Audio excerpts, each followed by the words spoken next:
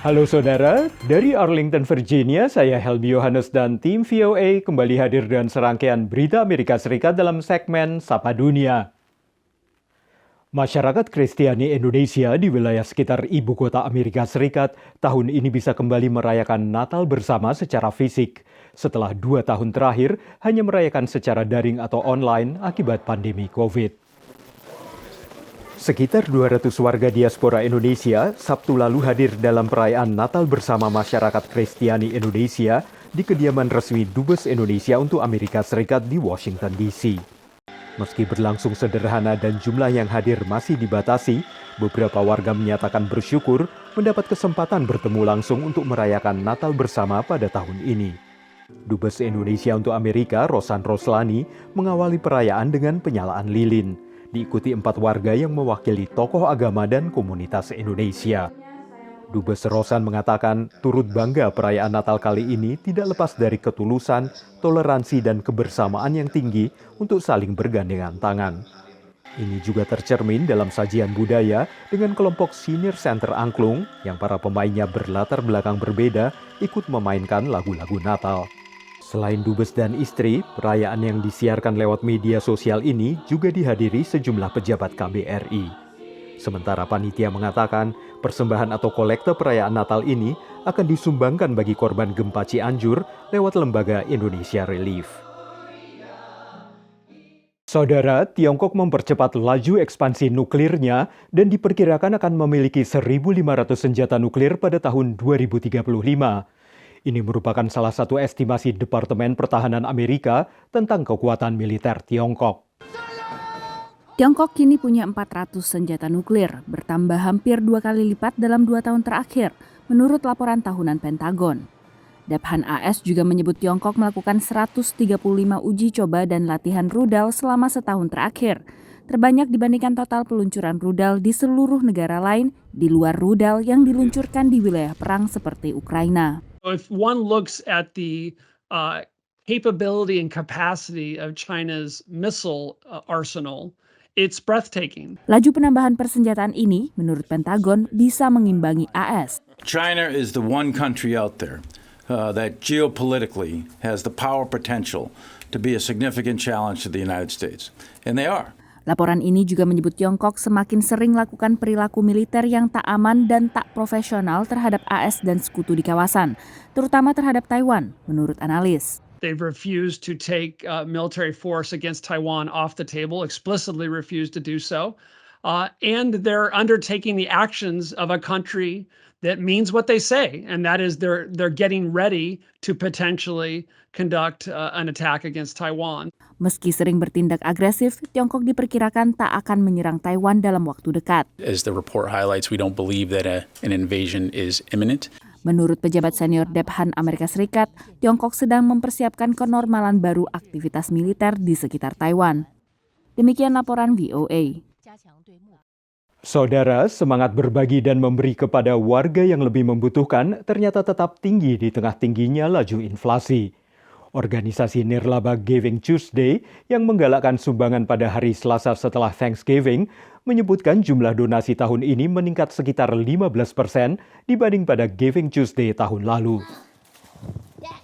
Belmont, seorang anak usia 9 tahun yang tinggal dekat Boston, negara bagian Massachusetts, tahun ini mengumpulkan 2 ton bahan makanan dan $4.000 bagi organisasi penyalur bantuan makanan di sekitarnya.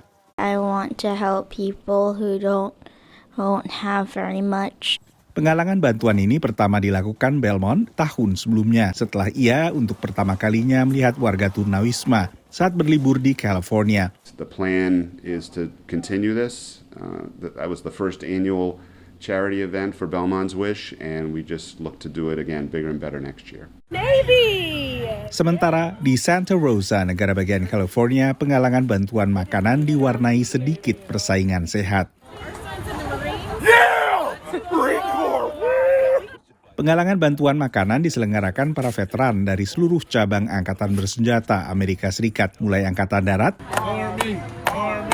Laut, hingga Angkatan terbaru Space Force atau Angkatan Antariksa.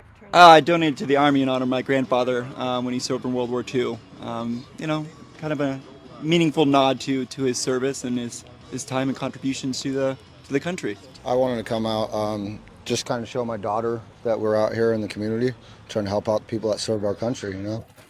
Meski diwarnai persaingan seru, para relawan menyadari tujuan mereka sama, yaitu mengumpulkan bantuan sebanyak-banyaknya.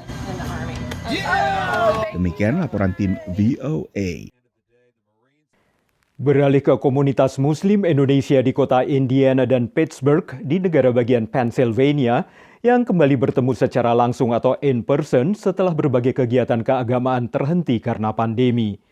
Mereka mengambil momen Maulid Nabi untuk memperkuat keimanan dan ketakwaan di Masjid Islamic Center of Indiana di Pennsylvania. Alunan doa dan salawat Nabi terdengar dari dalam Masjid Islamic Center of Indiana, Pennsylvania. Masjid yang dibangun oleh komunitas Muslim setempat menjadi tempat perayaan Maulid Nabi diaspora Indonesia di Pittsburgh dan Indiana. Kita mengadakan karena kita perlu untuk mengingat kembali Rasulullah, mengingat ajarannya, dan mengingat agama kita yang kita bawa dari Indonesia supaya kita bisa lebih khusyuk lah, insya Allah.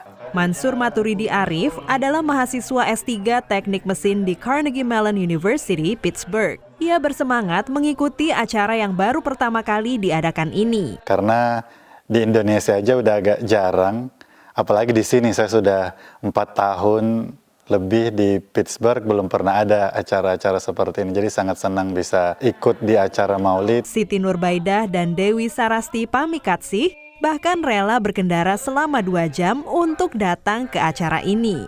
Kalau buat saya, Maulid ini kan ekspresi cinta ya. Karena tanpa beliau kita nggak tahu tentang Islam, tidak tahu tentang kebenaran, tidak tahu bagaimana cara hidup yang selamat dunia akhirat gitu.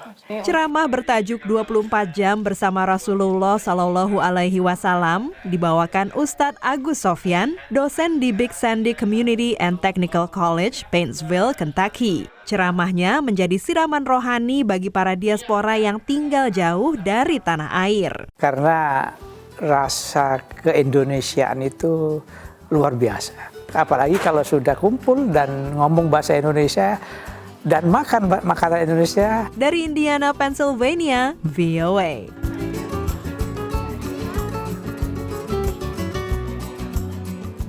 Saudara, kami akan kembali dengan Sapa Dunia Senin depan. Terima kasih atas perhatian Anda. Dari Arlington, Virginia, saya Helmi Yohanes dan tim VOA.